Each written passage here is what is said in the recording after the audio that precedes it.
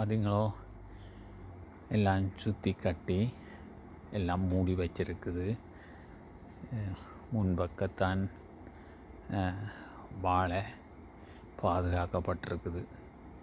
அவன் நினைப்பில் அதை பாதுகாத்துருக்குறான்னு சொல்லி சொல்கிறான்.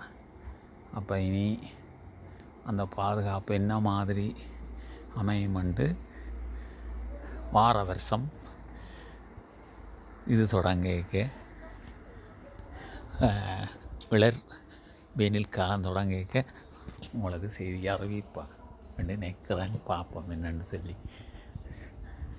அந்த நேரம் பார்ப்போம். இப்போ பின்பக்கத்தின் அடுத்த பக்கத்து வாழை என்ன மாதிரி செய்திருக்கின்றதை பார்ப்போம். நீங்கள் முதலே பார்த்துருப்பீங்கள். இப்போ இந்த ரோசாக்களை எல்லாம் மூடி கட்டியாச்சு.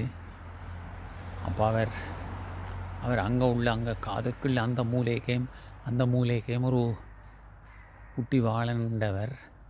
அப்போ அவர் கொஞ்சம் அந்த உயரம் குறைவண்டபடியே அவரை அப்படி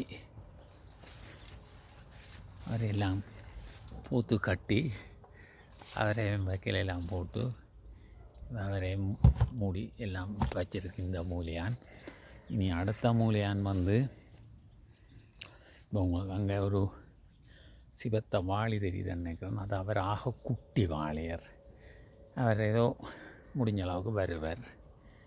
இது இவரும் நல்ல பெரிய வாழை, ஆனால் முன்பக்கம் மாதிரி ஆகப்பெரிய வாழை இல்லை. அவர் நல்ல வாழை, ஆனால் அவரை மூடி அவரில் இருந்த ஒரு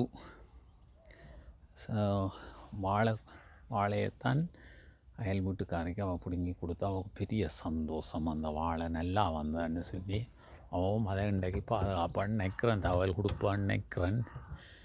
சரி, அப்போ